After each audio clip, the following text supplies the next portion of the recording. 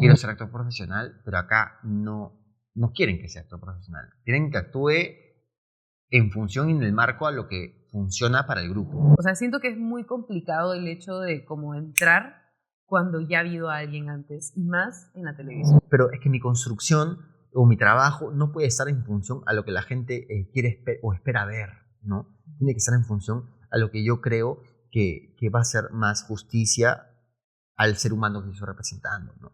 O que va a ayudar a contar mejor la historia.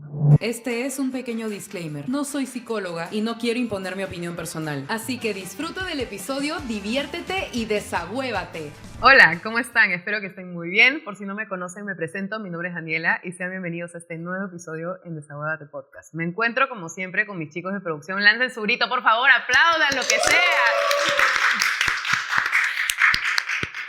Además, comentarles que se pueden suscribir al canal de Desahógate Podcast y activar la campanita para que cada vez que publiquemos un nuevo episodio se les avise. Además, comentarles a las marcas auspiciadores que puedan estar viendo esto, pueden escribir al correo electrónico que estaremos dejando aquí en pantalla. Y bueno, ahora sí, presentaremos al invitado del día de hoy, Mario Cortijo. Un aplauso, por favor. Gracias, Dani, gracias por invitarme. Está muy hermoso tu espacio, Gracias. el equipo humano que lo congrega también. Y yo feliz de estar acá para conversar. No, qué lujo de verdad tenerte. Me parece increíble tu trabajo. Eres un actor espectacular. Te admiro un montón. Y bueno, para la gente que no te conoce, puedes presentarte ante tu cámara. Esta es tu cámara. Bueno, me presento, mi nombre es Mario, tengo 30 años y soy actor y ser humano. Qué bueno. Es raro presentarse, no sabes muy bien qué decir, ¿no? Sí. Las cosas que haces son las cosas que te definen. Ajá. Es una pregunta que he estado haciéndomela últimamente y no lo sé, creo que somos más allá de las cosas que hacemos o más allá de cómo nos perciben también. Totalmente. Pienso exactamente lo mismo y creo que a veces el describirse a sí mismo puede llegar a ser un poco incómodo porque no sabes exactamente qué es lo que puedes llegar a decir y que los demás estén quizás de acuerdo contigo o que incluso tú estés de acuerdo contigo porque a veces estás como una cierta incertidumbre en cuanto a ok, soy, no soy, qué digo, qué no digo. Y bueno, a veces hay esa pequeña inseguridad. Pero acá vamos a hablar de todo eso porque, bueno, desahógate claramente. Claro, sí. En esta conversación básicamente vamos a hablar sobre ti. Por si no conoces la dinámica del podcast, yo tengo unas cuantas preguntas para ti y a raíz de eso vamos a ir surgiendo y vamos a hallarle un propósito a este episodio. Entonces, maravilloso. ¿te parece si arrancamos? Por favor. Me gustaría saber quién era Mario Cortijo de chiquito. Así como niñito. Ajá. ¿Quién era? Bueno, era o es, ¿no? Pero creo que sigue vivo. Bueno, un chiquito muy chiquito. Yo recuerdo que en primero de primaria era el primero de la fila, cuando nos ponían en orden, pues de más chiquito, más alto. No sé si te acuerdas que Sí. así era. En la formación. En la formación, en los colegios, ponían a los más chiquitos al comienzo y a los más altos atrás, ¿no? Ajá. Casi como para hacer una escalera. Que ahora lo que lo pienso, no sé por qué lo hacían, ¿no? Porque es bien raro. Es Sí. bien raro ordenar a la gente por cómo mide, ¿no? Ujú. Es como ordenar a la gente por el tipo de cuerpo que tiene. Exacto. Y es raro, no es una manera de uniformizar, ¿no? De estandarizar bien sospechosa. Pero bueno, entonces yo recuerdo que siempre he sido como el más pequeño, ¿no? En primaria sobre todo, ¿no? En primero de primaria, segundo de primaria. Muy feliz, muy activo físicamente. De hecho, hacía tantas acrobacias en el recreo que el profesor de gimnasia en mi primer colegio, en San Antonio de Padua, le dice a mi mamá que su hijo tiene talento para esto. Entonces me meten a gimnasia porque un profesor me vio en el recreo corriendo, haciendo piruetas, ¿no? Y me encantaba mucho los videojuegos, ¿no? Star Wars, el Beyblade. Me encantaba estar en mi casa, estar con mi abuelita. Era un niño muy feliz, ¿no? Creo que tuve una infancia muy feliz, a diferencia de lo que a veces creo que tuve una infancia dura. Creo que no, creo que es injusto pensar eso. Creo que sí tuve una infancia muy feliz, rodeado de amor, con mis padres, juntos, y mi papá trabajaba y mi mamá se dedica a la casa, ¿no? Entonces estuve con ella mucho tiempo.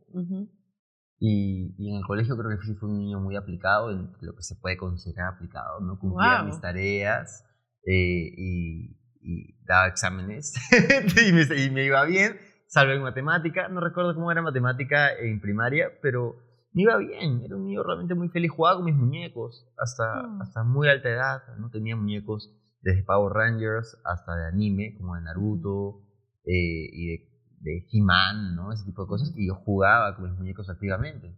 Y creaba historias. Mira, desde ahí ya era un poco medio actor, ¿no? Sí. Agarraba muñecos, les ponía nombres y creaba historias y los hacía besarse entre ellos, pelearse entre ellos, tener diferentes responsabilidades, incluso jerarquías de poder, o sea, era como toda una historia, era toda una historia que era mi historia. Así que bueno, eso, qué bonita pregunta. Me encanta porque justo mencionas cosas que para la época también eran como los Beyblades. Pucha, eran la cosa más increíble entre todos los niños y los veías así. Todos, todo el día, ¿no? Sí, y no solamente Beyblades, me acuerdo que veía un montón de Jetix, veía un montón de televisión. Sí. Veía Fox Kids, que luego se transformó en Jetix. Ajá. Veía programas como uno que se llama Mr. Músculo, ¿no? Era como un luchador, lucha libre, que se llamaba Músculo. ¿Alguien se acuerda de eso? ¿De Mr. Músculo? Sí. Era otro nombre, Sí. ¿no? Era otro nombre. Me acuerdo de eso y bueno, me acuerdo de las series que veía, ¿no? Disney Channel un poco, Saki Cody. Creo que de ahí a veces uno saca cosas que te hacen pensar como, me gustaría estar ahí. No sé si te pasaba que veías, por ejemplo, algunas series en televisión de chibolo y decías como, me gustaría llegar ahí. Absolutamente, ¿no? De repente no tan consciente como Ajá. de ser actor implica poder trabajar en una producción. Claro. Pero sí, en todo caso, me gustaría estar en ese tipo de ficciones como si fueran verdades, ¿no? Como que me encantaría poder que mi imaginación se materialice en lo que estoy viendo, porque finalmente para un niño lo que está viendo es real, ¿no? Es de verdad. Veía novelas, un montón de novelas cuando vivía en Jesús María, por ejemplo. Yo veía novelas y me acuerdo que había esas novelas de cómplices al rescate, por ejemplo. y tener la posibilidad de tener un angelito de la guardia, ¿no? Que era básicamente un familiar que ha fallecido y que te acompañe forever, Claro, 24/7 y te protege y te cuide de un accidente, de un carro que te atropelle. Creo que la imaginación tiene ese poder, ¿no? Y sobre todo en los niños, ¿no? Y me pasa ahora como actor incluso que los niños creen que lo que actúa es verdad, o que ha sido hace poco, ¿no? Y no, pues es algo que has hecho hace 4 o 5 años y te dicen, no, que no sé qué, que tal cosa. Y creo que eso, los niños realmente creen que lo que ven, o creíamos, porque yo también me considero ahí, es de verdad. Ese poder de la imaginación, de poder materializar algo, ¿no? Que es una ficción, pero poder considerarlo como verdad y el impacto que puede llegar a tener incluso en tu propia vida. Pero qué increíble que desde pequeño hayas mostrado ser tan creativo, que hayas sido tan creativo y que hayas sido tan natural. Creo que eso es parte esencial de un actor, esta creatividad para crear historias, para sumergirte en universos paralelos, estar en un lugar pero al mismo tiempo en otro lugar. Siento que es definitivamente algo que define más o menos la personalidad de muchos actores, ¿no? Ahora, pasando a la siguiente pregunta, cuando saliste del colegio, la etapa de la adolescencia, tus amistades, ¿qué pensabas cuando saliste del colegio? ¿Qué planeabas hacer? ¿Tenías algo en mente? No, creo que bueno, en secundaria como que no la pasé tan bien porque como que había mucho bullying en mi colegio. Entonces mi cuarto y quinto de secundaria fue súper raro, ¿no? Tuve buenos amigos, tenía un grupo de amistades bien bonitas, pero en quinto de secundaria me parecía que todo estaba mal, me parecía que el sistema educativo estaba mal, como que me parecía que el sistema social también estaba mal. Era un adolescente como muy revolucionario, muy inquieto de alma, creo. Y al final terminé como que asociándome, juntándome con un grupo religioso. Con un grupo religioso. Yo fui religioso en una época de mi vida, ¿no? Porque encontré en Dios o en la comunidad católica una red de apoyo, una red de soporte, y en Dios, ¿no? En el infinito, ¿no? En algo más allá, encontré respuestas, ¿no? Sobre el amor y ese tipo de cosas. Que no solamente las puedes encontrar necesariamente en la religión, también las puedes encontrar en la espiritualidad, claro, o en el arte, que fue lo que posteriormente ocurre. Pero lo que yo pensaba en ese momento era mucha destrucción, mucho caos y mucho amparo en Dios, ¿no? En la posibilidad en que la respuesta está un poco en algo más allá, en algo que te trasciende. Y no fue como la gente piensa, que es como, ay, acabas el cole y ya sabes lo que quieres. Yo no tenía ni idea de lo que quería. Y cuando me decían, tienes que estudiar en una universidad, yo simplemente respondía desde el recelo, ¿no? O desde el rencor, o desde la rabia, ¿no? Y respondía cualquier universidad que te puedas imaginar decía esa respuesta, y cualquier carrera que te puedas imaginar decía también esa respuesta. Ingeniería empresarial, ¿no? Porque estaba muy de moda y era nueva, ¿no? Pero en realidad solamente lo respondía no porque yo sepa de qué trataba o qué es lo que yo quería, sino lo respondía porque la sociedad te exigía una respuesta. Entonces yo daba la respuesta que más a la yugular daba, ¿no? Ingeniería empresarial, para que no me molesten. Y ni siquiera te pregunten. Sí, Era pues. como, ya, ingeniería empresarial, ya. Fin del asunto, ¿sabes? Claro, era la respuesta un poco que la sociedad te estaba esperando. Y la sociedad me refiero a mis profesores, a mis padres y a los amigos de mis amigos o amigos míos. Decía eso, ¿no? Ni en ningún momento hubo un trabajo o un espacio que la escuela te da para realmente hablar de orientación vocacional. Das esos tests vocacionales que yo recuerdo haberlos dado en el colegio, pero no sirven de nada. O sea, realmente como que son bastante obvios y bastante superficiales y bastante por encima, pero no un trabajo introspectivo, no un trabajo intrapersonal de realmente preguntarte qué quieres, ¿no? De hecho, hay como un cuadro bien bonito que es como, ¿para qué eres bueno? ¿Qué te apasiona? ¿Y qué es lo que la sociedad necesita? Entonces, un poco lo que está en el medio de estos como que 3 conjuntos es más o menos a lo que te puedes dedicar. Pero la verdad es que la vida es tan cambiante y no es, 2025 no es igual a 2015, 2015 no es igual a 2005. Ha cambiado tanto que las carreras creo que no deberían llamarse todavía así, ¿no? Porque uno piensa que una carrera te va a solucionar la vida o que es algo muy, muy, muy fijo. En realidad, míranos, ¿no? Hacemos un poco de todo, ¿no? Desde un podcast, desde actuamos en una obra, de pronto producimos. Sí siento que las carreras han cambiado a lo largo del tiempo, que esta sociedad es mucho más líquida, mucho más superflua, mucho más flexible y que cada uno tiene que en función a los talentos y aptitudes que tiene, empezar a hacer carrera, pero la carrera no es algo estático, no es algo fijo. Exacto. 100%. Es que creo que igual el ser humano cambia todo el tiempo, entonces no puedes forzarte a quedarte en un solo nicho meramente porque la sociedad te pide que entres a algún nicho para encajar, porque definitivamente algo que me ha pasado, y más que recién he empezado una carrera universitaria y tengo 22. ¿Recién estás empezando? Sí. ¿Tienes 22? Sí, tengo 22. ¡Wow! Y recién estoy empezando una carrera universitaria y mucha gente me ha dicho, ¿por qué tan tarde? ¿No? ¿Por qué ¿por qué tan tarde estás metiéndote a estudiar? ¿Tarde? Vas a acabar a los 27, es muy tarde. Y yo solamente digo como... Pero ya estás haciendo cosas. Ya estoy haciendo cosas, pero definitivamente hay cosas que no son trazadas para algunas personas, ¿no? Por ejemplo, en mi camino no estaba trazado como que empezar la universidad saliendo del colegio. Llegó una pandemia, pasaron muchas cosas. O sea, tú vas al colegio y llegó la pandemia. Literal. Entonces, como que yo siento que no hay un orden lineal de hacer las cosas, y también veo a muchas personas que tienen una profesión y que no la ejercen, y ejercen otra cosa, y esa cosa que ejercen es lo que le da de comer en lugar de la carrera. Totalmente. Entonces, es como, me sorprende muchísimo que la gente todavía tenga este pensamiento tan rígido de, entro a una universidad, un test vocacional, y sigue este orden que toda la sociedad sigue, porque si no, eres el rarito del grupo. Entonces, basándonos en eso, creo que la sociedad tiene que aprender muchas cosas sobre el ser humano, porque siempre cambiamos. Es como, el año pasado puedes tener una personalidad, pero este año es completamente distinta, ¿sabes? Entonces, creo que me siento como muy conectada con esa manera de pensar. Ahora, me da curiosidad, ¿por qué te alejaste de la Iglesia Católica? Quiero saber un poco de la historia, porque sí, es lo caso. Creo que puede llegar a ser un tema un poco controversial ante la gente.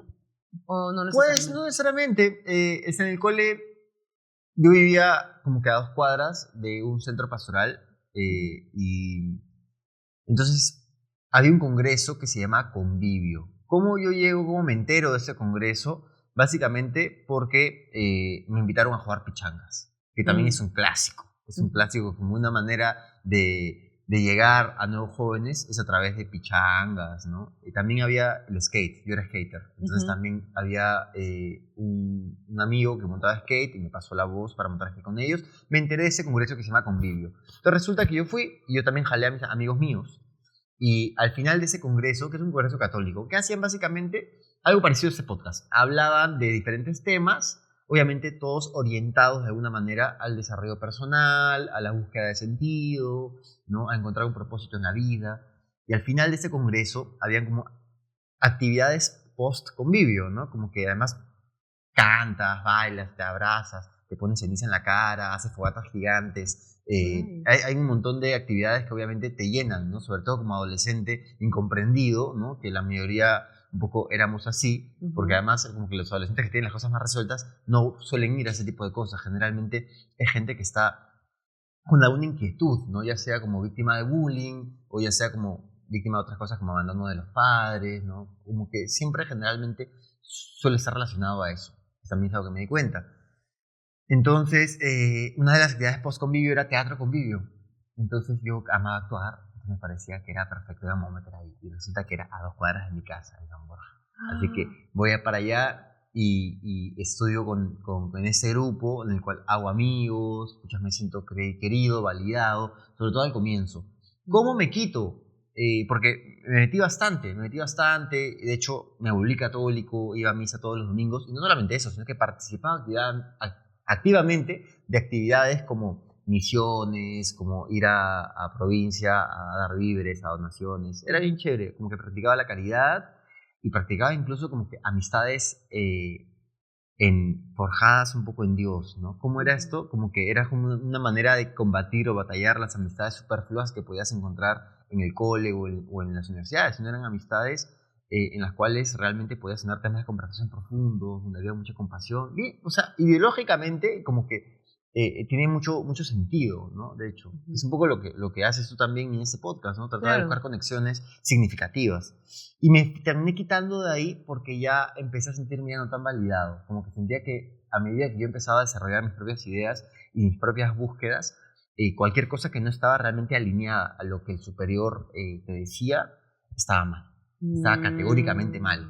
Y no te lo decían, sino que te lo hacían sentir de una manera medio pasiva-agresiva. Entonces ahí te das cuenta que toda institución humana de pronto tiene jerarquías de poder, tienes algunas cosas, entonces ya empecé como que a sentirme así, y luego cuando yo quise ser actor profesional, que yo creo que eso puede ser un hito en el cual yo pensé, quiero ser actor profesional, pero acá no quieren que sea actor profesional, quieren que actúe en función y en el marco a lo que funciona para el grupo, que es obras de confirmación, obras de primera comunión y obras para colegios católicos. Y un poco ese era más o menos nuestro sistema, nos quedamos solamente ahí. Pero en el momento en el cual yo quería salir en televisión o quería ser un actor profesional, esas cosas son cosas mundanas, son cosas del ego, ¿no? Tú estás equivocado, ¿no? Porque eres eso. Entonces, claro. No te creo nada. Claro, pues. No es que tú me dices, no, es que yo quiero ser una actriz súper famosa. Estás mal, no deberías buscar la fama.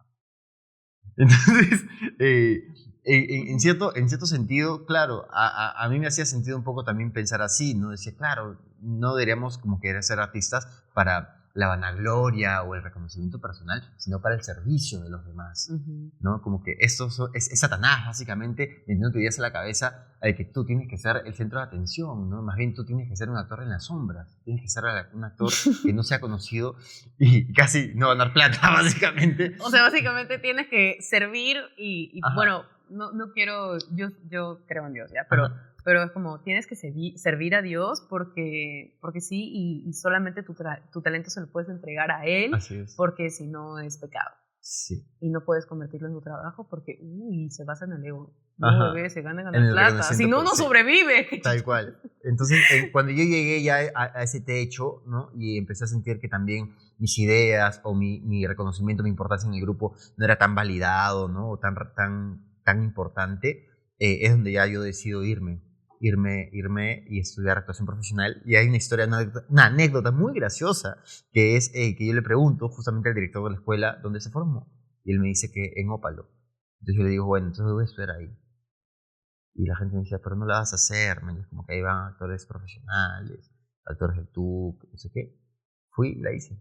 ¡Ya! Pero me esforcé un montón, o sea, me preparé, había una audición, que de hecho ya un chico del grupo, que también era como muy amigo del director en ese momento, porque además una cosa que era bien loca es que había algo que se llamaban agrupaciones. Las agrupaciones son básicamente como estos círculos de diálogos amicales en los cuales se juntan una vez por semana, ¿no? A hablar de diferentes temas, a ver películas y también otros días a hacer actividades.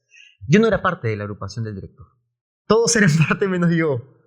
Me lo habían ofrecido en algún momento, me lo habían propuesto en algún momento, pero me daba un poco de cringe. Man, ya en ese momento no existía esa palabra, pero sí me daba un poco de cringe porque yo me daba cuenta un poco que el teatro convivio, las agrupaciones, la iglesia, todos eran como como que pequeños núcleos que se retroalimentaban en sí mismos y no habían como que espacios para salir. Es como que de acá, por ejemplo, yo te diga, ok, acá hacemos un grupo, acá hacemos un grupo parte de un grupo más grande y acá hacemos parte de un grupo más grande. Entonces no da espacio necesariamente a poder recibir otras experiencias. Como cuando un amigo te dice, oye, me molesta que te juntes con tus amigos de la universidad, como que no estás parando con nosotros, algo así. Para mí, el hecho de tener diferentes tipos de círculos sociales, parar con gente que piensa diferente a ti, es algo positivo. No tienes que por qué solamente juntarte y ensimismarte como que en tu mismo grupo, ¿no? Entonces, todo eso como que me hizo no querer ser parte de la agrupación, pero eso tuvo consecuencias, que es básicamente que habían favoritos, y los favoritos, los que más importancia tenían, los personajes más importantes, o la gente que tomaba más decisiones, era justamente la gente de la agrupación. Si tú no eras parte de la agrupación, no tanto. Entonces, eso me hizo tomar la decisión de salir y decir, quiero ser actor profesional, y quiero demostrar un punto, ¿me entiendes? Que sí puedo yo realmente poder estudiar en una escuela de actuación profesional y que me vaya bien. Justamente un chico había intentado, un chico de la agrupación del director había intentado postular, pero no lo aceptaron. Entonces me dijeron, ¿qué te hace pensar que si él no lo han aceptado, a ti te van a aceptar? Entonces yo me preparé un montón. Pedí ayuda, fui como que amigos que estudiaban en Cato, les pedí que me asesoraran en la audición, y hice una audición de una obra que se llama La vida en la Plaza Roosevelt, de D.A. Lohr, que además Jorge Villanueva siempre trabaja con puros autores alemanes. Entonces la hice y me aceptaron. Mi jurado fue Nidia Bermejo, Jorge Villanueva y creo que Tatiana Stengo, no me acuerdo. Había un actor, una actriz profesional también. Y fue bravazo. Me preguntaron por qué quería ser actor. Y yo respondí una cosa locaza, ¿no? Dije porque quiero poder llegar a más personas y poder transmitir como que mensajes positivos a la gente. Era un poco influenciado por Teatro Convivio, ¿no? Que hasta el día de hoy sí pienso esto, que el arte tiene un componente positivo, que el arte tiene que estar al servicio de las personas. Pero no solamente eso, yo creo que es más. En ese momento creía que era solamente eso.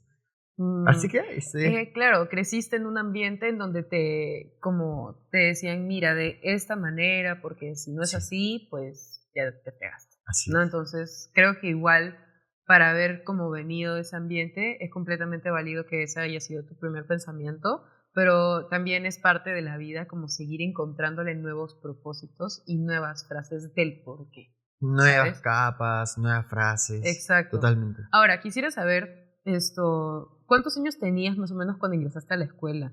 Cuando ingresé a Ópalo, yo tenía 19 años. Oye, o sea que ya ibas como fácil un año sabático en ese momento, 2 años más o menos. Estudié en la universidad, mis papás me obligaron. Ah, entonces sí entraste a la universidad. Sí, claro. Entré a la universidad, pero no a ingeniería empresarial, sino a la carrera en la cual en ese tiempo muchos de los que no sabíamos qué hacer, entramos. Comunicaciones. Oh. Entonces entré a Comunica, la universidad básicamente, ni siquiera sabía de qué trataba, había ido a unas charlas y todo, pero todo era tan difuso. Ahora cada vez menos, pero en ese momento realmente no se sabía qué hacía un comunicador. Habían 5 especialidades y te decían para qué servía el comunicador, pero en la práctica no me quedaba muy claro un poco como que en qué tipo de espacios podría trabajar, ¿no? Periodismo, claro, en el periódico, audiovisual en la tele, o sea, era así, ¿no? ¿Y comunicaciones no entendías qué propósito tenía? ¿O cómo lo sentías? ¿Lo sentías como muy aislado a comparación de otras carreras que sí eran como tal cual su título y su Totalmente. Claro. Es que sí, es mucho más amplio y grande. Claro, creo que recién entiendes la carrera de comunicaciones cuando tienes más información sobre esta, pero para ese momento creo que era una carrera medianamente nueva, por decirlo así. Sí, tenía bastantes años, pero yo creo que la carrera se había actualizado, pero el mercado no tanto. Entonces me pasó que cuando buscaba prácticas, donde practiqué, nadie sabía realmente qué hacía un comunicador. Entonces te daban tareas como que muy concretas, como ordéname el archivo audiovisual, ¿no? Como que todos los videos estén con nombre y con fecha y no sé qué. Entonces ese tipo de cosas, ¿no? Ahora, lo que te enseñaban en la universidad era que un comunicador elabora estrategias, ¿no? Crea y diseña estrategias. Habían 5 especialidades: periodismo, marketing, audiovisual, empresarial y para el desarrollo. Entonces imagínate cuánto abarca la carrera. Entonces de chibolo no sabías muy bien pero me cambió la vida para bien la universidad, sobre todo porque conocí a otras personas. Conocí personas locasas, personas que ven un montón de cine alternativo, cine independiente, personas que se mostraban al mundo diferente, ¿no? Justo lo opuesto al colegio, que es más bien la búsqueda del estándar. En la universidad es la búsqueda de la particularidad, de la identidad. Veía gente con pelo verde, gente con cuerpos diversos, gente con géneros diversos, gente con maneras de pensar diferentes, ¿no? Sales de tu burbuja. De pronto en mi salón de clase ves gente de todos lados y que viven en diferentes lugares. En el cole, la mayoría de la gente del cole vivía cerca del cole, pero en la universidad, gente de todos lados, que venían de diferentes coles, de diferentes culturas, diferentes sociedades, entonces aprendes un montón. Eso me pasó. Y en Comunica, si algo tengo que agradecer a la universidad, es que congregó gente bien bacana. Gente así que mentalmente les encantaba pensar, les encantaba revolucionar. Muchos comunicadores de mi promo se dedican a todo, ¿no? Tengo mi amigo que se dedica a dibujar, por ejemplo, cómics. Entonces, ¿de qué trabaja? Dibujando storyboards para publicidad. Luego mi amigo Benja es director de publicidad. Mi amiga Jimena es productora de publicidad. Yo soy actor. Mi amigo Rodrigo produce, asiste a dirección. O sea, como que hemos terminado un poco trabajando en audiovisual la mayoría, porque a eso me especialicé, en audiovisual. Wow. Entonces estudié en la universidad paralelamente a todo eso que te cuento, ¿no? ¿Terminaste la universidad? Terminé la universidad después de pandemia, sí. Porque la dejé en 2015. Justamente acabé el taller de Ópalo, entré al taller de Roberto y ya no podía seguir en la universidad porque era mucho trabajo, mucha disciplina, faltaba tiempo. Entonces dejo la universidad temporalmente. Sí. Y luego después de pandemia, cuando se cayó todo, retomo la universidad para acabarla virtualmente. Y ya está.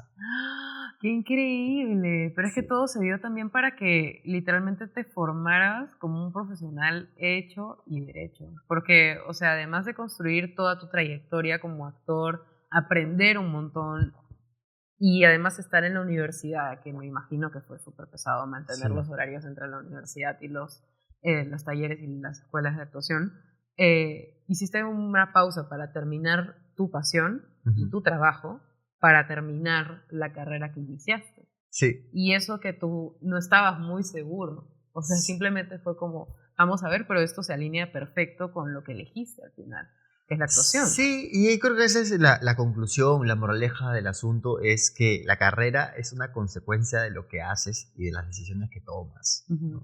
Siempre lo digo a mis propios alumnos, incluso como, la carrera no te va a resolver nada. La carrera no te va a hacer un profesional.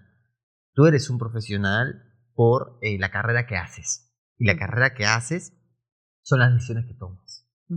En mi caso, estudiar actuación, no parar de estudiar actuación, llevar un taller, llevar otro taller, llevar otro taller, llevar otro taller, y además complementarlo con las cosas que aprendí en la universidad y sobre todo los contactos que me dio en la universidad, que son mis propios amigos y mis propios profesores, me hicieron hacer la carrera que hago, ¿no? Sí, me dieron un poco como que los conocimientos, ¿no? Por ejemplo, el mensaje que quieres dar, la identidad visual, la identidad gráfica, todo eso yo lo pude aplicar también a mi marca personal como actor. Que es algo que yo tampoco sabía. Claro. Es que había tan poca información, tanto en comunicaciones como en actuación, que mi vida siempre ha sido básicamente como que sobre la marcha ir descubriendo qué soy, ¿no? Claro. ¿Qué referente tienes? Me preguntaban. Y la verdad, no tenía. Podía decir Manuel Gold o Manuel Soriano, pero mi carrera tampoco es esa. Porque finalmente en tu propia carrera es única. O sea, lo más importante que tienes como artista es lo diferente que eres y lo único que eres y lo auténtico que eres. Por eso te van a contratar, sobre todo hoy por hoy, en una industria en la cual ya incluso como dónde estudiaste no es tan importante, sino es quién eres. Como que queremos a Daniela por la cara que tiene Daniela, la energía que tiene Daniela y cómo habla Daniela. Exacto, 100%. Es que te eligen meramente porque saben lo dispuesto que estás a chambear y hacer algo nuevo, presentar algo nuevo. Ahora, quisiera saber cómo llegaste, o sea, porque entiendo que ya habías actuado para esto de la iglesia. En Teatro Convivio, sí. Convivio, ya. Entiendo que ya habías actuado ahí, pero ¿cómo empezaste a llegar ya a un lugar más de trabajo? O sea, teatro, televisión, ¿cómo llegaste? En Teatro Convivio hacíamos obras profesionales, estaban buenas, claro. Habían algunas buenas. Las presentábamos principalmente en, como te digo, confirmaciones, primera comunión, colegios católicos, pero ya tenía una experiencia más o menos de presentarme a un público. También hemos actuado en asentamientos humanos. Yo recuerdo haber hecho la representación del nacimiento de Cristo por lo menos un par de veces en asentamientos humanos. He sido ángel, he sido varios personajes, pero me acuerdo claramente de eso. Entonces ya teníamos la experiencia. Además es bello también porque el teatro...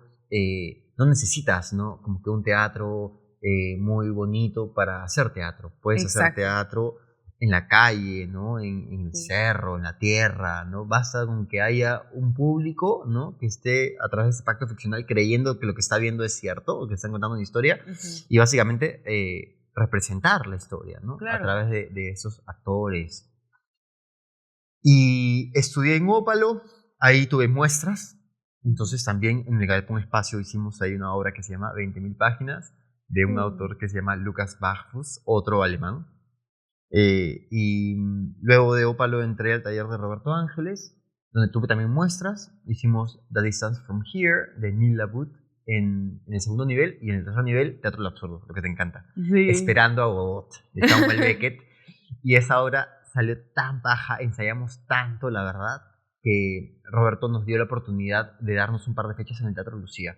Y esa fue la primera vez que creo que me presenté como en un teatro profesional, por así decirlo, ¿no? Wow. Y hicimos ahí como una breve temporada en verano del 2017, esperando a Godot.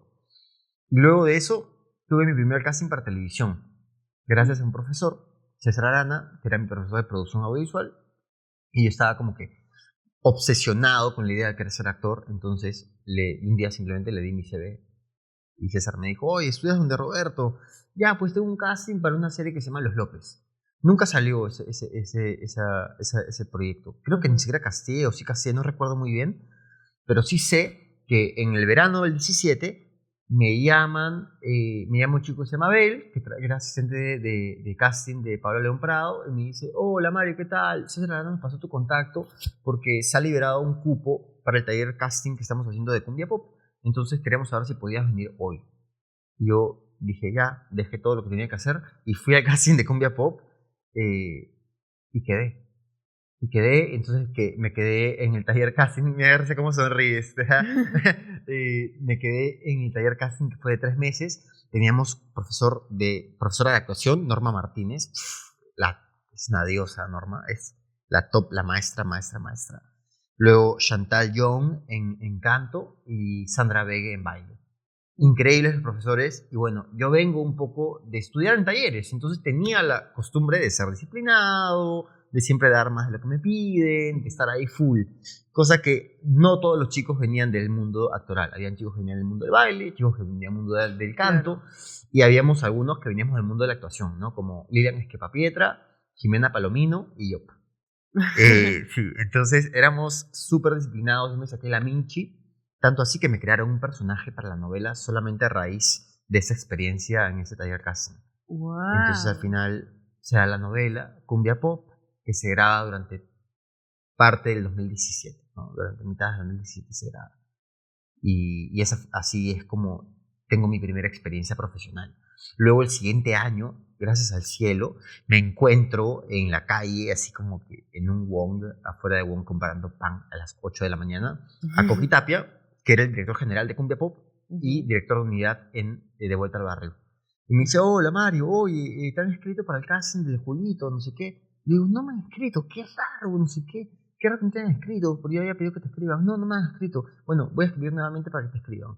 Me escriben porque resulta que Emilio Noguerola había renunciado al de Vuelta al Barrio, entonces se quedan sin actor para el personaje, y gracias a que me encuentro con Coqui Tapia en la calle es que me escriben para el casting. Entonces me regreso de la playa a Lima y hago el casting el fin de semana. Y esa también es una historia muy graciosa.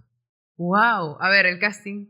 Nada, llego, me encuentro a Dana Benjaim y me dice, oye, quiero hacer casting contigo, Marek, porque ya me conocía, pues porque además los que estudiamos un poco en la misma época, medio que nos conocemos, Claro. como que somos promo de artística, por más que estemos en talleres diferentes, más o menos que nos manchamos. Claro. ¿No?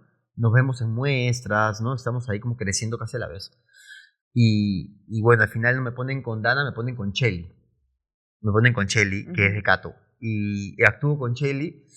Y ya pues hago mi personaje en función a lo que yo estaba en ese momento. De hecho, estaba escribiendo en ese momento un libro de actuación. Porque es una pregunta que hasta el día de hoy me persigue, que significa, ¿qué es actuar bien? ¿No? Que así se va a llamar el libro. ¿Qué es actuar bien? Porque Increíble. es lo caso, porque de pronto es una pregunta tan subjetiva y hasta el día de hoy me la sigo haciendo, ¿no?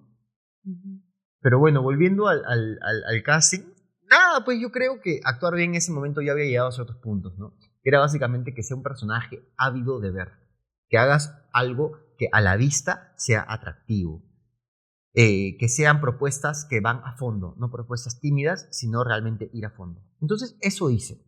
Entonces sí fue una actuación un poco caricaturesca, ¿no? Por así decirlo, pero se pensaba para el formato. Yo había investigado que el formato era un formato televisivo, que las actuaciones eran un poco así como acentuadas, entonces digo, ya voy a hacer eso. Entro, creo mi dramaturgia actoral, que también creo que es uno de los puntos de actuar bien, crear tu propia dramaturgia actoral, es decir, que propongas cosas que van más allá del texto escrito.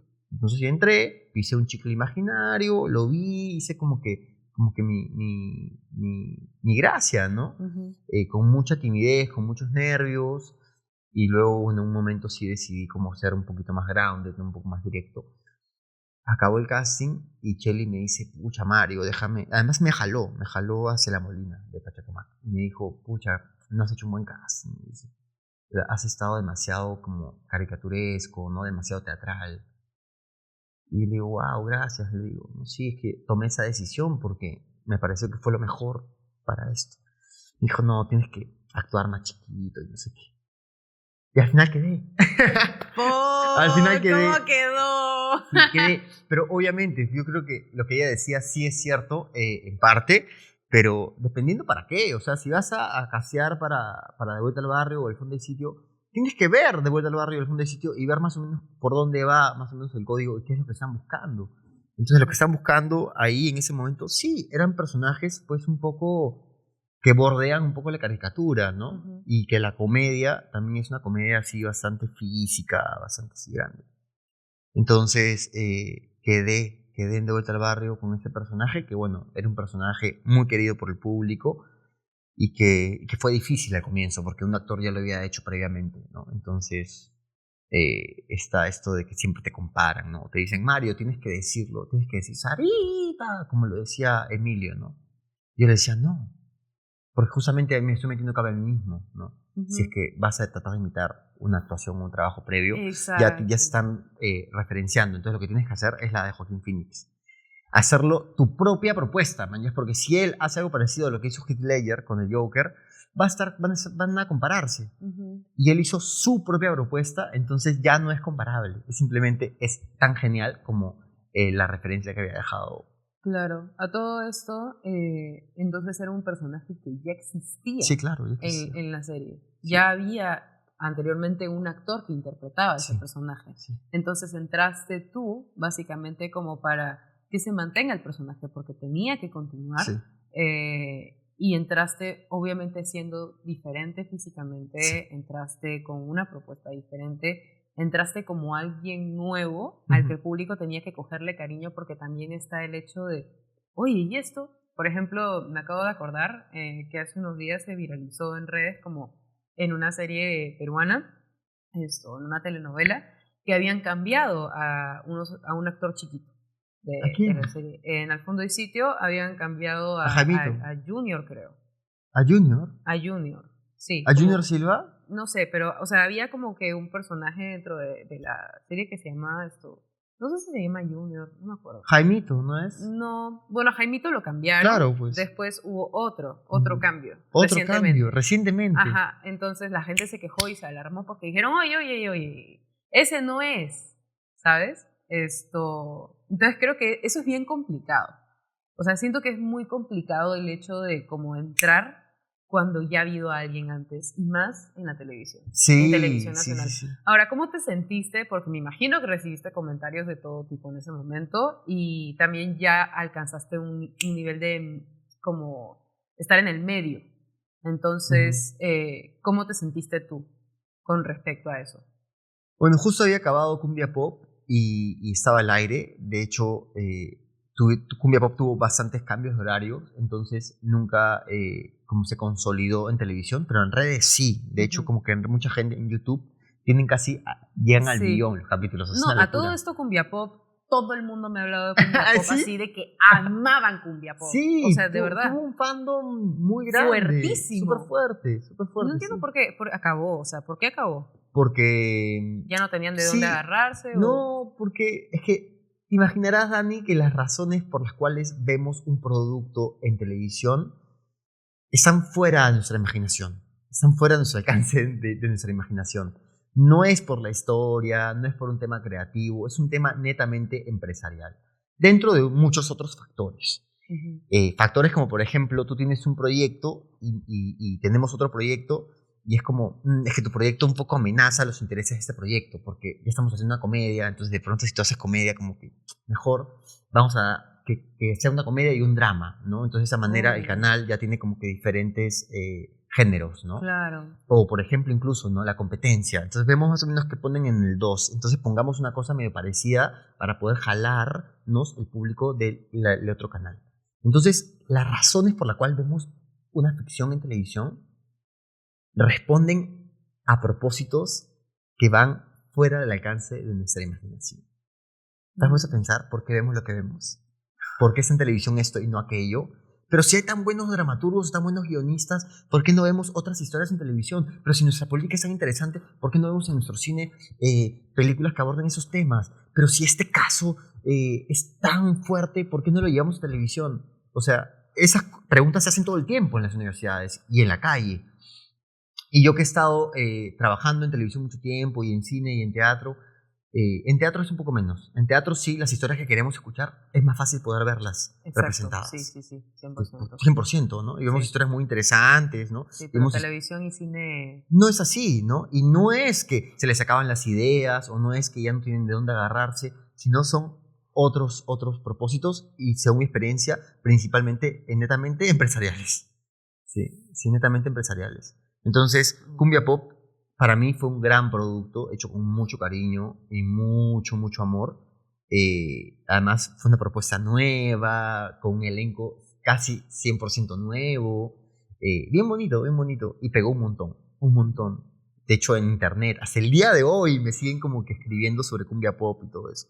Entonces yo ya venía de Cumbia Pop y cuando yo estaba haciendo De Vuelta al Barrio, Cumbia Pop estaba al aire. Creo que lo estaba a las 5:15, una cosa así, y De Vuelta al Barrio era a las 8:30. ¿Pero ya habías acabado de grabar? Sí, lo grabamos en 2017, como que de marzo, abril hasta septiembre, octubre. Ah, ya, ok. Casi noviembre. Y De Vuelta al Barrio yo empecé a grabar en marzo del 2018. Entonces empezaron a emitir Cumbia Pop más o menos en verano del 2018. Y en verano no siempre hay mucho rating. Tampoco es que el rating sea el principal indicador para que algo esté al aire. Ya no es así. Antes era así. Ahora ya no es así. Y por obvias razones, pues porque la gente ya no solamente consume contenido en la televisión, ahora también la gente consume contenido en su celular. Exacto. Entonces el rating no es el principal indicador para medir el éxito de una serie. En ese momento fue difícil, no, porque mira tú que creo que mi mamá me enseñó esto. No siempre me doy cuenta los comentarios negativos, ¿sabes? Y creo que eso es un defecto de mi personalidad. Porque no siempre me doy cuenta de los comentarios negativos. Para lo de Davis, también una amiga me decía, pucha, fue súper polémico, no sé qué, ¿en serio? Sí, que hay muchos comentarios negativos. Y yo, ¿en serio? No llegan a mí, de repente porque en redes sociales solo sigo skate, surf y animalitos. Entonces, de repente no veo mucho media, ¿no? Muchos canales, no sigo muchos canales de televisión, no sigo mucho eso. Pero es algo bueno, es Sí. algo muy bueno porque, o sea, hay actores que sí se fijan en todo. Obvio. Y hay personas en general en redes sociales, y me incluyo, yo a veces como que... Cada comentario. Sí, pero no cada comentario, sino a veces. Porque aprendí de una amiga que es psicóloga, me dijo, si tú entras a los comentarios de algo que publicaste es porque estás esperando validación. Claro. Y yo, no. Y ya casi no entro a los comentarios, solamente las primeras horas o el primer día como en cuestión de contestar algo lindo, ¿sabes? Porque me parece tierno que escriban, por ejemplo, primero, ¿sabes? Entonces como que me parece cute y por eso lo hago. Pero es muy real, entonces me parece increíble que tú, por ejemplo, hayas como elegido, o no necesariamente elegido, consciente o sino inconscientemente. Claro, inconscientemente o conscientemente lo elegiste, ¿sabes? Entonces, qué bueno. Sí, bueno. sí. Y de esa manera te concentras en lo que es más importante, no en la validación del público, sino en tu trabajo. Entonces yo llegué al set, llegué a esa producción grande en Pachacamac, con actores súper grandes y maestros a los cuales yo siempre he admirado, ¿no? Mónica Sánchez, Diego Berti, que en paz descanse, Eric Helera, Teddy Guzmán, Ivonne Freycinet, como que de pronto los grandes de la televisión, ¿no? Que cuando yo era chiquito como que los veía, claro. ¿no? Estaban ahí, Claudia Berninson, Mónica Torres, bueno, y mis hermanos, que eran los actores más jóvenes y los más cercanos a mí y a mi formación, Luque el mayor, Yurinovic, Santiago Suárez, y yo era el último. Ellos eran mis hermanos, que hasta el día de hoy son mis hermanos, tenemos un vínculo que hasta el día de hoy lo siento, ¿no? Como de mucha hermandad. Y entonces me hice las preguntas correctas, ¿no? Ok, ¿quién es este personaje? ¿Quién es Julio Ganosa? Ok, ¿es hijo de esta mujer? ¿Es hermano de estos chicos? ¿Dónde vive? ¿No? Entonces empecé como que a buscar referencias en qué tipo de barrio se puede dar esto, qué tipo de personalidad podría tener un hermano menor de 4 hermanos hombres, la época. Entonces empecé más que todo a concentrarme en mi chamba, ¿no? Y que es enamorado de esta chiquita. ¿Por qué es enamorado de esta chica? ¿No? Entonces empecé a hacerme las preguntas correctas y a través de la imaginación y la investigación y la propia experiencia personal es que pude crear este personaje que resultó siendo tan querido por el público. Y esos mensajes sí me llegaron, por ejemplo. Sí recuerdo, ¿no? Que así había una cosa como, no, el anterior era mejor, ¿no? Porque era más divertido, o era más así. Pero es que mi construcción o mi trabajo no puede estar en función a lo que la gente quiere o espera ver, ¿no? Tiene que estar en función a lo que yo creo que va a hacer más justicia al ser humano que yo estoy representando, ¿no? O que va a ayudar a contar mejor la historia. Entonces, para mí, tomar esas decisiones, humanizar al personaje, darle dignidad al ser humano, fue la decisión que yo creía que en ese momento era correcta. Claro, totalmente. Y me parece increíble que lo hayas llevado por ese lado. Que hayas investigado, que te hayas vuelto chancón, a ver qué onda, qué puedo hacer por acá, qué le puedo poner así como en sazón. Básicamente es como cocinar. Estás tratando de no seguir una receta, sino de crear algo. Absolutamente. ¿Sabes? Entonces, el actor es un creador. Tal cual. Ahora, con respecto a tu nombre y el mío, ¿sí? Se llama esto, no sé si es serie, me parece, ¿es una serie o es una película? Novela, teleserie, serie. No sé. Ok. ¿Cómo llegaste ahí? ¿Te convocaron, te llamaron, hubo un casting o...? No, para nada. Fui al casting masivo en Fidel en el barrio de producciones, sí. Estaba sin chamba, estaba en la casa de mi pata, de José Miguel, y justo Diego, otro amigo también, como que dice, sí, que hay un casting masivo en Instagram, una publicación que tenía como 2000 comentarios, ¿no? Casting masivo, no sé qué. Entonces ya, pues, un poco medio de la desesperación, ¿no? De que no había chamba. Además que cuando no hay chamba a veces también te molestas, ¿no? Un poco. O sea, andas como que medio molesto, medio resentido con la industria, con el medio. Es algo muy normal, es algo muy natural. También lo hablo y lo converso con mis alumnos. Y sin embargo, esa molestia, esa sensación como que de frustración puede servir como un combustible también para decir, ¿sabes qué? Voy a empezar a responder todas las publicaciones de Casting Lima Perú, de Solo Casting, y empezar a que sirva como motor para bla, bla, escribir. Por más que algunos digan, oye, pero ¿qué estás haciendo? ¿No? Como, ¿por qué estás buscando trabajo por ahí? ¿No? Deberías apuntar algo más arriba. Yo no creo necesariamente en que algo es mejor o superior a otra cosa, ¿no? Creo de que hay que moverse y hay que hacer las cosas. Entonces fui al casting masivo de Fidel y me hicieron improvisar una escena de cocina.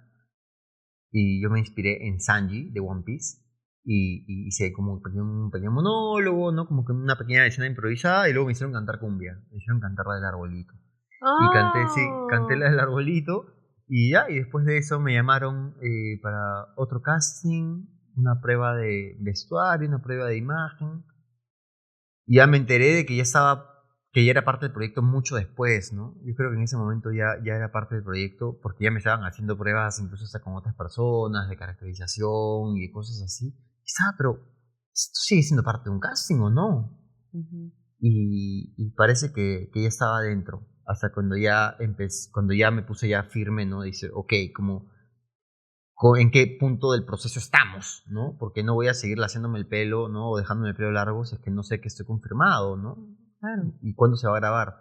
Otra cosa que pasa mucho es que en televisión las fechas no dependen mucho ni de ti, ni de la producción, sino también dependen de otros factores externos. Entonces me dan una fecha y al final no era esa fecha. Se va a grabar en noviembre, no se graba en noviembre. Se va a grabar en verano, no se graba en verano. Y al final así... como La iban que, pateando. sí, te van pateando un poco, pero claro, no es responsabilidad ni siquiera de la producción, porque como te digo, hay muchos factores que engloban en qué momento se va a empezar a grabar el proyecto y en qué Exacto. momento se va a emitir. Hay novelas que hasta el día de hoy no se emiten, ¿no? Tienes a Brujas, por ejemplo, está todo grabado y todavía no sale al aire. Y no es una responsabilidad únicamente de la producción o del dueño de la productora, no. Son muchos factores que engloban ese tipo de cosas. Ujú. Entonces, así fue cuando ya me entero que voy a hacer el proyecto. Voy a hacer el proyecto. Un proyecto muy bonito, de hecho. Qué genial. Y a todo esto, ¿cómo sentiste ya estar grabando y todo el proceso? Fue una locura, ha sido un proyecto que me ha cambiado la vida para bien. He conocido gente maravillosa y me dio la oportunidad también de protagonizar un proyecto grande Ujú. durante varios meses. Y que eso también me cambió mi perspectiva porque me dio los recursos que yo estaba buscando para poder también emprender los proyectos que quería emprender, como mi Ujú. escuela de actuación, por ejemplo. ¿Podemos hablar de eso? Obvio. A Por ver, supuesto, a mí me encantaría hablar de ya, eso, a mí me a apasiona ver, hablar de eso. ¿cómo llegaste a la conclusión de que querías enseñar? Porque de chibolo siempre tuve como que mucha pasa de profesor, mi mamá siempre me lo decía, tú vas a ser profesor, tú vas a ser profesor. Quería que yo sea profesor universitario a tiempo completo. Yo estudié inglés en idiomas católica, yo quería ser profesor en idiomas católica, quería ser el profesor más joven en idiomas católica, estudiando inglés. Al final no lo fui, luego en la universidad yo quería ser profesor universitario, tenía mis profesores Julio Evia, Jaime Bailón, Oscar Luna Victoria, que eran como mis top, manjas. Quería ser un profesor buena onda, que pueda bromear con los alumnos y que pueda dar cosas relevantes aplicables a la vida cotidiana, ¿no? Porque finalmente para eso está el conocimiento, para mejorar la calidad de vida Exacto. en cierto grado. Y bueno, acá estudié en México, me fui allá, estuve viviendo allá casi un par de años, intermitentemente, entre yendo y viniendo. Ujú. Y un taller allá como que me cambió mucho la forma de ver la actuación, ¿no? De pronto la actuación ya significó para mí una manera incluso de entenderme, de por qué reacciono como reacciono, de por qué mi conducta es como es mi conducta y cómo mi sistema nervioso opera, ¿no? E incluso hasta profundizar en mi propio inconsciente. Me pareció brutal. Y sobre todo desde una perspectiva amorosa, cuidadosa, paciente con uno mismo, me ayudó a sanar muchísimas cosas de mi pasado y de mi niño interior, ¿no? El tema de conversación con el cual empezamos esta conversación.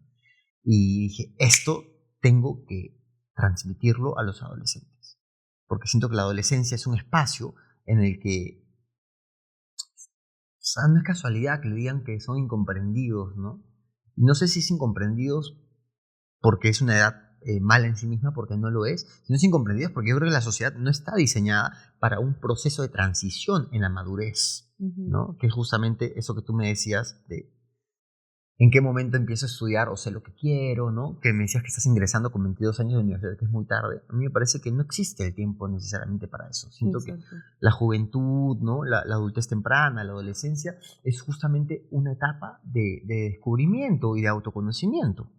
Entonces yo quería llevar esos conocimientos de que cómo la actuación me ayudó a sanar, cómo la actuación me ayudó a ser más paciente conmigo mismo, cómo la actuación me ayudó a ser más amoroso conmigo mismo, ¿no? A ser más compasivo conmigo mismo. Yo quería llevarlos a los adolescentes. Y justo ahora ahí recibo una propuesta de una productora que se llama Recuento Producciones, tal cual, de estudiantes, no creo que son de la científica, no sé, que tenían su emprendimiento, su proyecto, y me querían pasar la voz para hacer un taller. Entonces ya, bacán, yo lo hago, entonces desde allá a México empecé como que a promocionarlo, llegué a Lima, en Casa de Recursos, acá en Miraflores, plin, di mi taller en verano. Un éxito súper chévere, súper lindo, y después no paré, como que seguí trabajando en varias empresas, ¿no? Siendo Butaca Film la que más tiempo como que me acogió. Y estuve he enseñado como 4 años actuación, hasta que ya de pronto dije, ya quiero tener mi propia escuela, ¿no? Como que no quiero estar trabajando para otra empresa, lo cual también es un alivio, porque la otra empresa te hace el marketing, te diseña todo, te vas a enseñar y ya está. Ellos hablan con los padres, entonces es rico eso. Cuando tienes tu propia escuela, tienes que ver esos temas logísticos que suelen ser un poco más tediosos, ¿sí?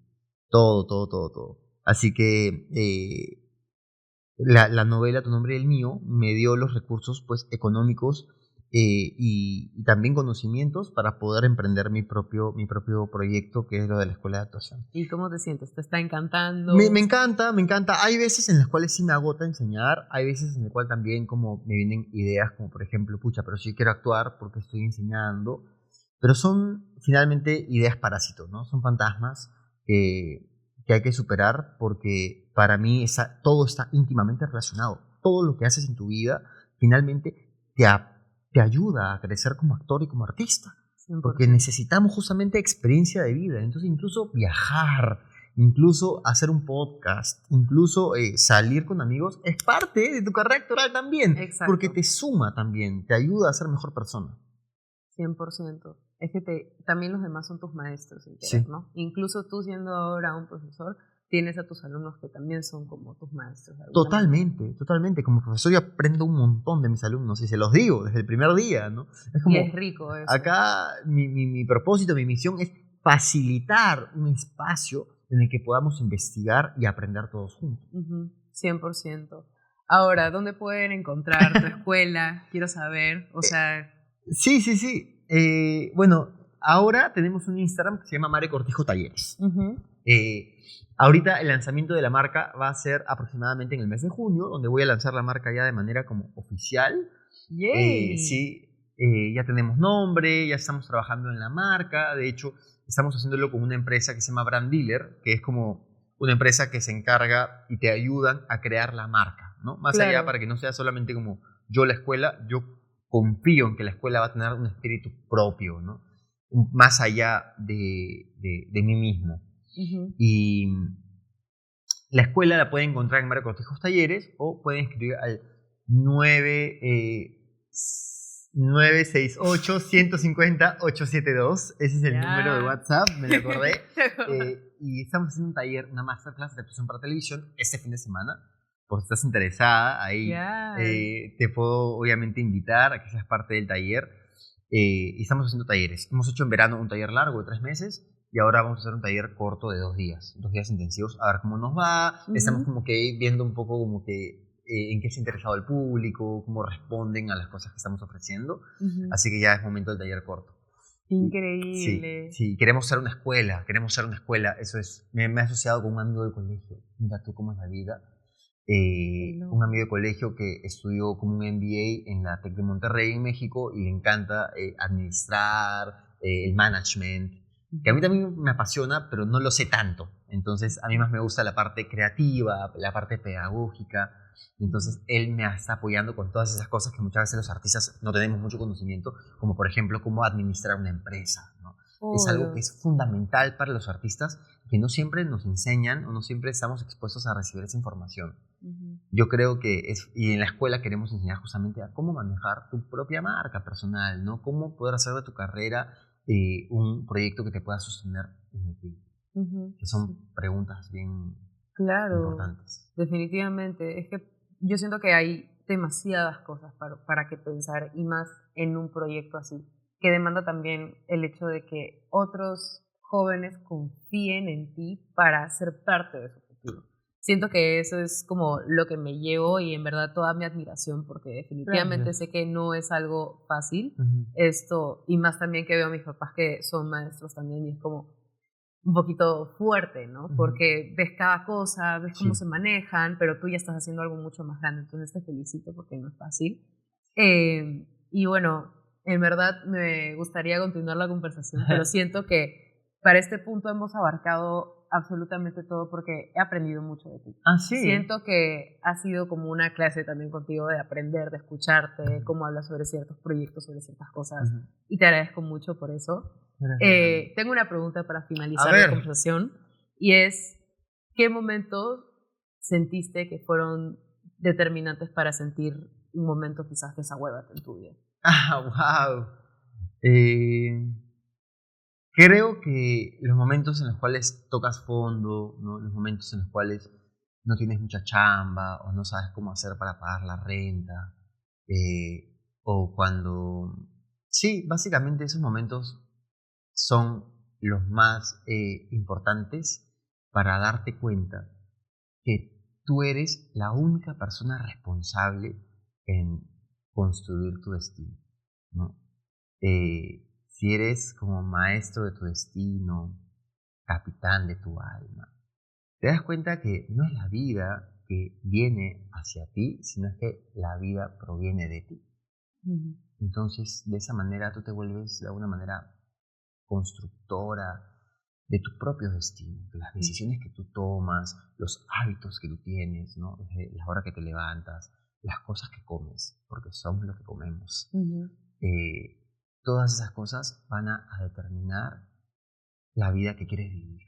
Entonces no somos una víctima de nuestras vidas, somos responsables 100% de la vida, ¿no? No son las cosas que nos pasan, sino es cómo tú tomas lo que te pasa, ¿no? Exacto. Y con qué cara vas a tomarlo y qué vas a hacer con eso que te pasa.